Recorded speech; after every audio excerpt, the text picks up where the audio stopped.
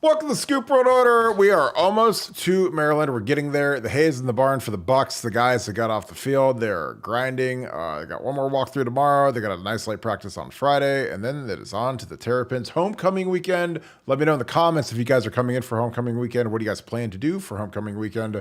It should be a fun weekend. Nick Mangold, Malcolm Jenkins, both going into the Hall of Fame. That'll be of note. Couple of commitments get ready to pop. The transfer portal is heating up. A lot of tampering going on all over the place, all over the country, the new world, the world in which Deion Sanders flipped 50 guys in 1 year to come to Colorado. That is going to be the new normal. So get ready for some roster management of the highest degree from Mark Pantoni and Ryan Day and the staff. It's going to be interesting to see how they manage that. And we're going to talk just a little bit about what's going on in the recruiting scene. Big weekend coming up for the Bucks this weekend with this big noon kickoff for Maryland. But first, as always, we appreciate you guys. Thank you guys always for tuning in, enjoying our content. If you enjoy this, please leave us a like and click subscribe. Also, click that little alert bell so that you guys can get an alert every time we go live. We appreciate all you guys filtering in here. All of our friends that like to watch the show every night. Again, we appreciate all you guys, all the comments. We read everything. It's always fantastic to see where you guys are watching from. So shout out where you're watching from. Shout out, what are your plans for the Maryland game? How are you feeling about the Maryland game? I think this is going to be a great test for the defense. I think this is the best skill group that we've seen. These guys are much more athletic than Notre Dame. Quarterback is better than Notre Dame's quarterback. It's going to be really interesting to see how these guys do. But with that being said, I'm going to bring in my good friend Nevada Buck. Nevada, how are you on this wonderful evening? You know, I'm doing great, and I'm gonna not bury the lead. I'm gonna go right to the point. The Buckeyes are gonna have a really good effort on Saturday. I'm telling you, this one's extra special for Day. Day's got a little extra mustard on this one. I'm just telling you. I've been telling you when he's been going to the thing, he's been pushing the buttons, and you can't do it every week. You can't go to the whip, but he's kind of the Maryland thing's kind of got his attention, and for whatever reason, you know, Ryan's kind of going to him kind of hard right now. And last time we did that, we responded with a really big effort. I'm expecting a similar type effort on Saturday. Ryan's had a really good, finger on the pulse of this team. And I just have a sneaking suspicion that he's going to amping up the pressure on the guys, asking them for a big effort on Saturday, and I think they're going to deliver. Yeah, I agree. I think that he hates Mike Loxley after turning in Chase Young, so that's never been lost. I mean, he onside kicked when they're up like 50 points, in 2019 was hilarious. So he hasn't forgotten that. These coaches have very short memories. And, Ryan, one of his best traits is that he likes to defend his guys and he can get rattled and he gets emotional. And, like with the Chase Young thing, he was very angry about that. So when he had a chance to pour it on to Mike Loxley, he did it, and I don't think he's forgotten that. Real quick, shout out some of these guys. Brass Tacks are in here every night. Appreciate all of our regulars in here watching.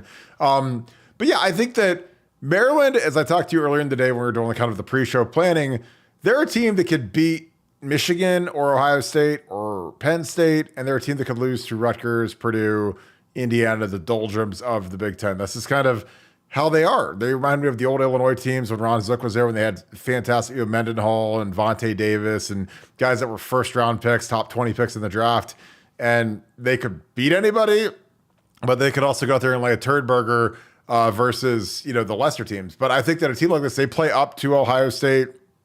Again, we remember the Haskins game out there where it was tight overtime and throwing the ball. And, Haskins, I think he ran for 3 scores or something crazy like that. For a guy that never ran, that was amazing. And last year was tight. Dallin Hayden saved the day. Dallin, I believe, is redshirting this year because he hasn't played at all. Or if he did get a carry or two and I missed it, then I apologize. But he's had no impact on the season, despite having a huge impact in that Maryland game last year. But yeah, I think that this is going to be a good test. I think that these guys are light years more athletic than Notre Dame. I don't think that's some sort of incredible notion to say that these guys run a lot faster than Notre Dame's guys do. And I don't know, between Hartman and Tua's brother, Talia, who's a better quarterback to you, Nevada? Well, Hartman's just so dreamy. I just like looking at him. You know what I'm saying? Like that. He's just so the passion of the Christ. The passion of the Christ. He's so dreamy. Yeah. But no, I mean, yeah. I think Hartman's probably more consistent. Like you said, I think Maryland. They follow the quarterback follows their whole team. He can be really good or he can be really average. And what we're hoping is that the Ohio State defense makes him look really average. I think Maryland's going to score, but I think Ohio State's going to score a lot. I don't think the Maryland defense is very good. And I think the OSU offense is getting better, and I think they're going to really lay it on them. And I'm looking for a high scoring affair. So for those of you looking for the over under, I think it's like 57, 57 and a half. I'm going over that. I think it's going to go. I think it's going to be a shootout. Do you? So do you think that we'll give up a play of longer than 40 yards this weekend? I don't think we will, but I think Maryland will use tempo. I think they'll move the ball with that little RPO action and move the thing. But I mean, we could hang 50 on them. I mean, I think our running game is such that I don't think that they're. I think they haven't experienced a rushing attack like the Buckeyes, and I think Trey and Chip are getting ready to start feasting. And I like the concepts that they're introducing right now for Ohio State. I think they're trying to spread it out a little bit more and try to get our athletes in space, much like they did on Trey's long run against Notre Dame. I think it's going to be a staple, and I think they're going to do it over and over again against Maryland. Yeah, I think Chip's that clear number two guy now, and I like the rotation of him and Trey. Frankly, you've got the guy who's the first rounder, the speed demon, Trey Henderson. You got Chip, who I think Chip has much more NFL upside than Mine Williams. I think anybody with eyes can see that. Chip is a specimen. He's got NFL tools. He runs stuff. He's hungry. Mine, I don't know what Mine's deals. I mean, he had, I think, maybe one or two plays last week, one carry, got stuffed in the goal line. When you're a bigger back who doesn't have a lot of burst, and you're not the short yardage guy, I don't know what your role is when all of a sudden a guy like Chip shows up and he's bigger, faster, burstier, shredded specimen. I mean, he's a guy that, the guy that plays for the Tampa Bay Bucks is their starting tailback. Him and Chip are the two running backs at Arizona State like 2 years ago. So, he knows what NFL looks like. He looks like, Chip's the kind of guy, he'll be a late round pick or he'll be a free agent. He'll make a team on special teams. And then he'll be one of those guys that late in your fantasy season, someone will get hurt. They'll put him in and he'll run for 150 yards and 3 touchdowns. And you'll be praying you have a high enough waiver wire claim to get him because he's the guy that once he gets an opportunity, I mean, he could start for 100 teams in the country right now. I just think that he's behind Trey, who I think Trey is the best back in the country. So it's a dynamic tandem, and I think Ohio State needs to pound the rock a little bit this week and keep Maryland's explosive offense off the field, keep the defense fresh. I think that, again, the bye week was at a premium spot when you come off that emotional Notre Dame win. That was a nasty, dirty win where we had a lot to clean up, a lot of things to fix. And, again, those are my favorite kinds of wins because the team knows that they were an inch away from losing. So Ryan Day can get the whip and get the hammer out and whip these guys a little bit because, the worst thing you could have done against Notre Dame is beat them 65-10 and everybody feels great and everybody feels like there's no improvement to be made. But when you scratch and claw and you get that win, the coach has got to go get after these guys a little bit and say, hey guys, like this is, we're happy we won, but you got to get cranked up and keep progressing throughout the season because we're going to see way better teams than Notre Dame. We're going to see Penn State, we're going to see Michigan. If we get into the playoff, there's going to be some monsters down there as always. So it'll be fascinating. Well, Nevada, the most important thought on all of Ohio State fans' minds at all times is offensive tackle recruiting. We think we're getting some good news from Carter Lowe. Carter Lowe is a kid from Toledo Whitmer, the home of Kenny Haynes, Kevin Koger. They had a little bit of a Michigan pipeline going for a little bit, but it looks like Carter is swinging to the Buckeyes. What are your thoughts on Carter Lowe? We're going to get his film in here. Take a look at his tape. I love the kid. I think he's got a lot of upside. We need these tall, angular body types. So what are your thoughts on Carter Lowe? And do you feel good about him committing to the Buckeyes? Well, I do feel good about him committing. I do like, I think it'd be a great get for Ohio State, considering that I think people felt that he was a Michigan lead, being that he was from Toledo, Michigan, there or whatever city that is up there in the Northwest. But he's a four-star talent out of Ohio. You got to get kids like this. I've always loved Ohio linemen. This is a guy that can move. This is a guy who's he's a natural pass protector, nasty, strong, everything you want in an offensive lineman. So this would be a really good get for Ohio State. Be one to really be excited about. And it's tough because you want to take Ohio offensive lineman, but you don't want to just take any. But I think he falls into that special category of a guy that you'd really want to be excited about, really make a priority, and be, like I said, be a terrific opportunity for Ohio State to land one out of Toledo. Yeah, I think when you get these tall, angular types, sometimes I feel like when you're the offensive line coach at Ohio State and the recruiting coordinator at Ohio State, you're kind of at the mercy of what the in-state talent looks like. If Paris is in town and you can go get him, fantastic. If not, There's some leaner years where you don't have the Paris's, but this is a great start to the offensive line class. I think that he's got a nice set. He's got good feet. He's thrown like a child down on the ground there. It looks like, but again, like you see the light feet, you see the movement. The pass pro again, like it's more about judging movement skills at this level. It's not really how well they dominate competition. Obviously, you want them to dominate when they're playing against inferior players, generally smaller players, but how light is he on his feet? Something I'm sure Justin Fry has done during his tenure with him, between unofficial visits, camp sessions, going in up and visiting him, during his game last week, is you want to talk to the kid, figure out his cognitive side. Can he get the plays? Put him on the board.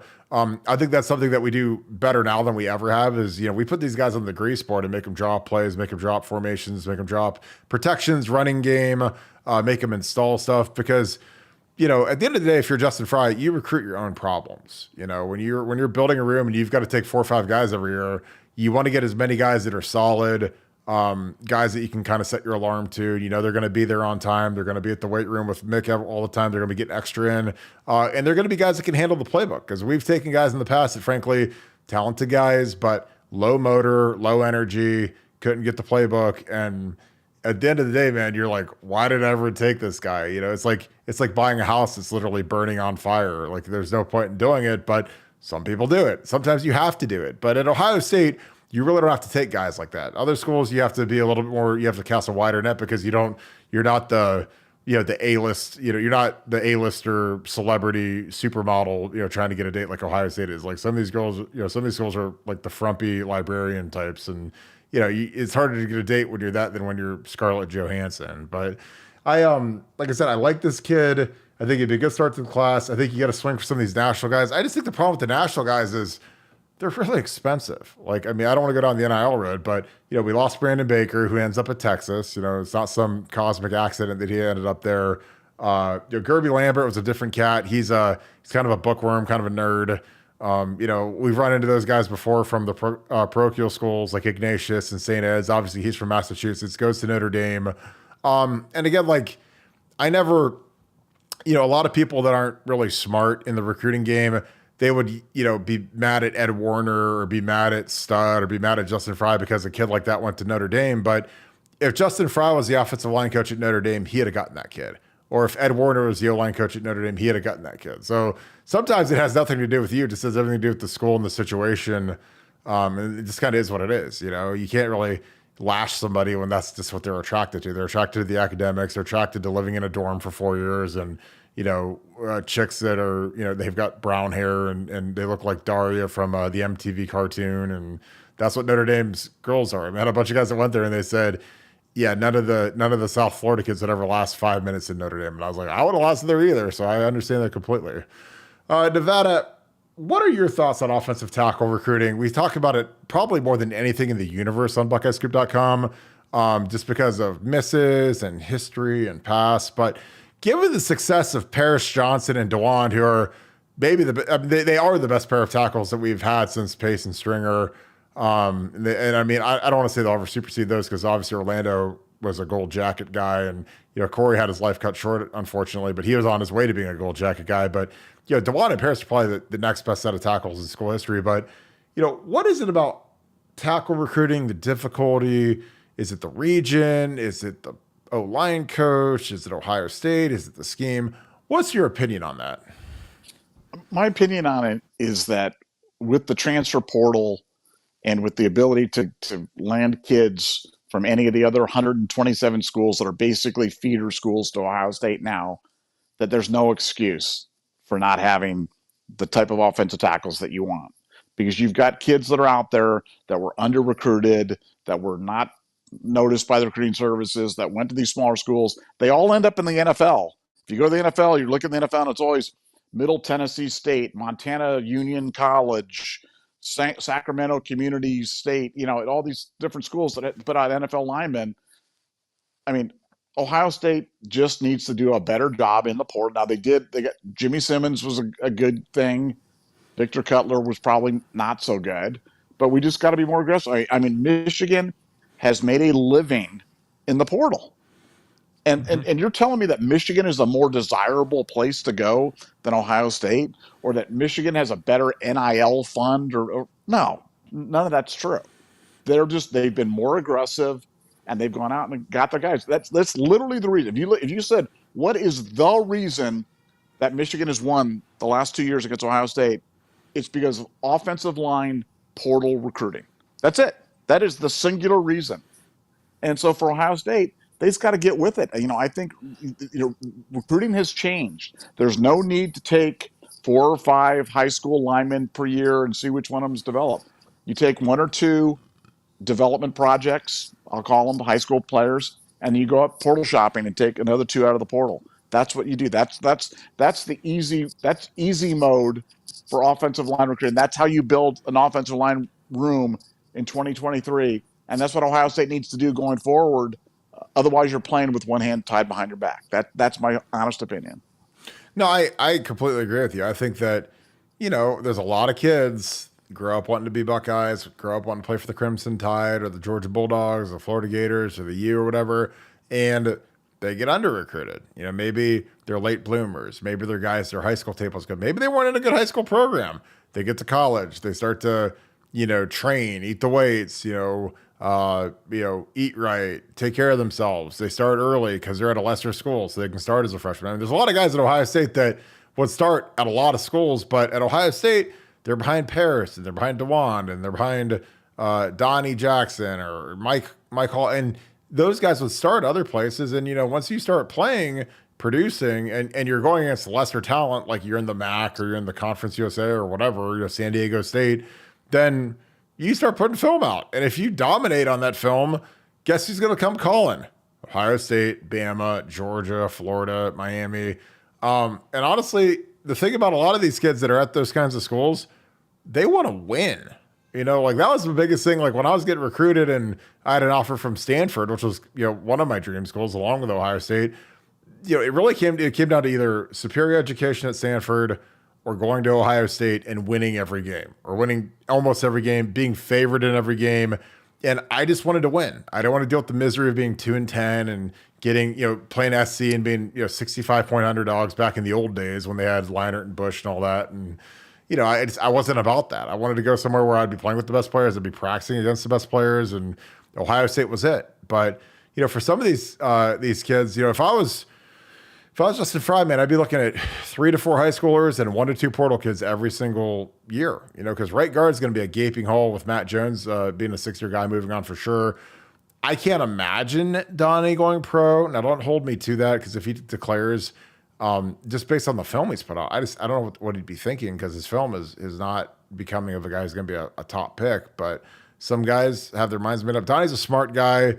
Some guys get that fever, that itch where they just want to go to the league. They're tired of school. Donnie doesn't strike me as that guy, but the film he's put out has been terrible. So, I mean, I don't know what he'd be thinking. He'd be leaving a lot of money on the table. And I'm the biggest advocate of the world of guys going pro early. Like, I think guys, if Jonathan Hankins in 2012 said, hey, I'm going to go pro early, I was like, go get your money, dude. I know you got bad knees. You're hanging on by a thread. And he's on like year 10 or 11 in the league right now. So go get your money when you can, dude. But that being said, like I think the tackle recruiting, again, some of it is based on the region. There's not as many superstar 5-star guys up here in Ohio as there are in Georgia, Florida, Bama, Texas, whatever, California. But I also think that, some of it's just skewed based on, where you're at. Because if Justin Fry was the line coach at Bama or Georgia, he'd probably pull more 5-stars. I think with Bama, it's all because of Saban. Nick Saban is a dynamic recruiter. They've got the prestige. They've got the track record. They've put 1 million guys in the league. So, they go from, Kyle Flood. They had the guy from the Jaguars, who's their head coach. Doug Marrone was their line coach for a year. They've got Eric Warford from Kentucky now as their line coach. And no matter who's there, they're still pulling 5-stars. So it's not because of the line coach. It's because of Nick Saban and the Elephant Club and the way they pay their guys, and that's why they pull guys. So I think there's a lot more that goes into it as opposed to just being who's the position coach. Nevada, on Maryland, what are a couple things that you're excited to see from Ohio State this week, and what are a couple things that you have some anxiety about? You know, because for me, for me, it's Maryland's skill. I think Maryland's skills. We haven't seen skill like Maryland this year, other than our own practice. I mean, that's the benefit about being a DB and playing at Ohio State is you get to see Marvin and Emeka, and those guys are better than anybody in the country. So it's not like they're going to be shell shocked when they see Maryland's guys. But what are some things that you're excited to see, and what are some things that give you a little bit of anxiety? Well, I mean, the Maryland RPO game gives me a little bit of anxiety because they run it well. They RPO just about every play. They always have some sort of an option. They're running guys in different directions. They've got a pass option. They've got a run option. They've got a keep option. And so it presents a lot of challenges for your defense. Your defense has to be disciplined at all times because you make one mistake and there goes that 40-yard passing play over the top, and that can change in a real hurry. So for Ohio State, I think it's going to be a huge challenge for the defense to stay disciplined, get that pass rush cranked up, get that pressure going on, and win the line of scrimmage. And that's the thing I'm probably the most anxious about. The thing I'm most excited about, I'm excited about seeing that Ohio State running game going. I really think they've got some concepts that are really going to work this week.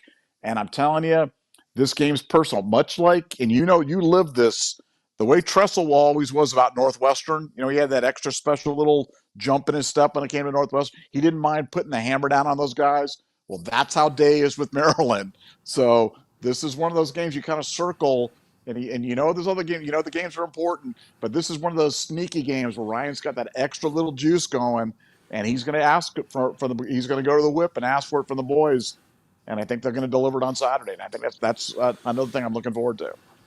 Yeah, and the Northwestern backstory is funny because the genesis of it is in 2007, we were at the Big Ten Media Days. It was me, Marcus Freeman, and Vernon Golson. We were the three representatives, and they do this luncheon, and now it's in Indy, and frankly, it sucks that it's in Indy because Chicago is so much more fun. But we were there, and it was this luncheon, and I was sitting with Cliff Averill, who played for Purdue, and a guy from Penn State who I can't remember, but like we were like boys. We were like shooting the crap the whole time, having a good time, whatever. And we're kind of paying attention to what the coaches there. Each coach gets up to the podium and says a little 5-minute blurb about their team or 3-minute blurb. And Pat Fitzgerald got up and he said, "I'm so excited to open up the Big Ten season at the Horseshoe at Ohio State." And like I honest to God didn't think anything of it. And then I remember that afternoon, we take a private jet out there and we fly back and we're on the jet and Truss was like all angry. And I was like, and he's like, "Did you not hear what Pat Fitzgerald said about us?" And I was like, "Yeah, he said he was excited to play us in the Horseshoe." Like, whoop-de-doo. Like, I wasn't even thinking about that because that was like week 3 or 4. I mean, I was thinking about, we opened with Youngstown, then we had to go out to Washington, play the Huskies. Like, so I don't even think about week 4. I don't think about Michigan. I think about Michigan, but like, when you're in a season, you're thinking about who you play that week. You're not thinking about, well, in 8 weeks, we got to go play Iowa. And in 7 weeks, we got to play Wisconsin. And dude, for me, like I'm thinking about week 1, get ready for YSU. And then that Washington trip was a monster because that's a 6-hour flight. We had to go out a day early, but Truss was all jazzed up about that, man. And we went out there and we played Northwestern. We beat them like 59-7. I mean, we killed them. And in Trussell ball, that's like scoring like 500 points. When you score 59 with Trussell ball, it's like 5,000 points in one game. So he was hot, but man, we waxed him. And that's probably my favorite game I ever played other than the Michigan wins because everything clicked that day. The offense was great. The defense was great. Our special teams was dominant. And, and we cleared the bench and a bunch of the young guys. Brian Roll got in and killed a guy and we were all hooting and hollering on the sideline. So, that was one of those really fun games. But yeah, you're right. Some of these coaches, people don't realize they hold grudges. They've got rabbit ears. They hear everything they say. And it's just always interesting to see the genesis of some of these grudges. Because it's not like they come out in the newspaper and talk that talk or whatever. But it kind of reminds me of, did you see what Manny Diaz said today about Ohio State in his little teleconference? Yeah, I mean, he wouldn't come right out and say it, but basically, Yeah. he implied he's got the read on the OSU offense, and he's not going to make any comments about it. But I mean, again, I don't know why coaches do stuff like that because it's just like, he's going to just put a giant target on. Not that the game wasn't big enough already, but it's just like, Manny's been saving it. Manny's been saving it for just this moment to unveil his greatness.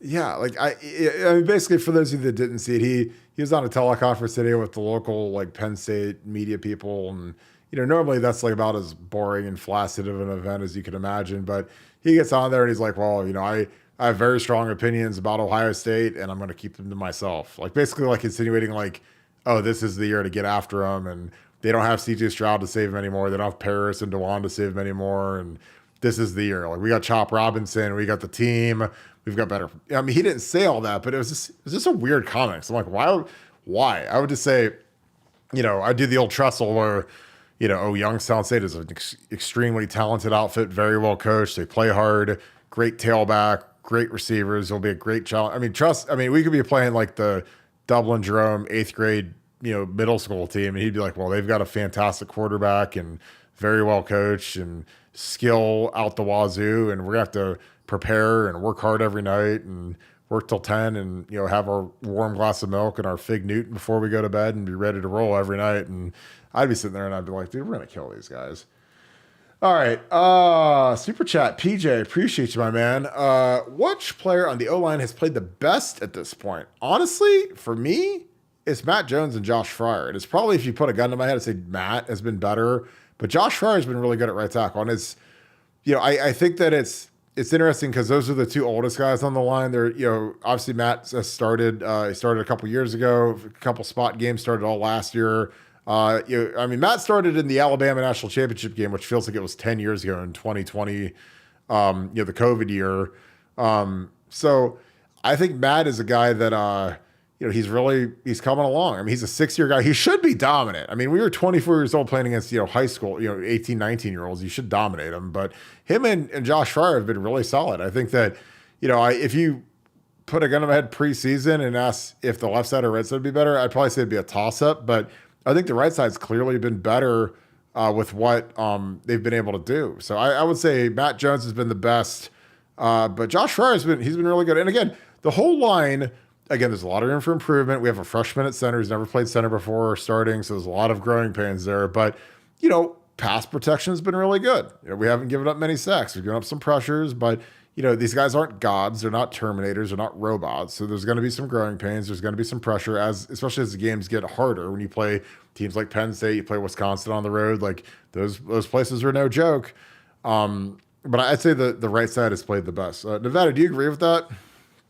Yeah, I mean, Josh Fryer would probably get the nod for me to say I think he's been because I think Matt maybe the first game wasn't as good. I think Josh has been good every game. Probably the biggest surprise to me though on the line has been Carson Hinsman. I mean, like you said, for a first time starter at center, tough ask, and he's been good. I mean, he's been really good and getting better every game, and a guy that I think he's going to lock down that position, and we're just going to forget about it for the next 2-3 years, and that's going to be a great luxury to have somebody locking down the center spot because on the line it all starts from the center and goes out, and I think he's been a real good surprise. But yeah, I think Josh has played really well. Once they got him off the left side over to the right side, he's so much more comfortable on the right side. Having him at left tackle, he just looked awkward out there.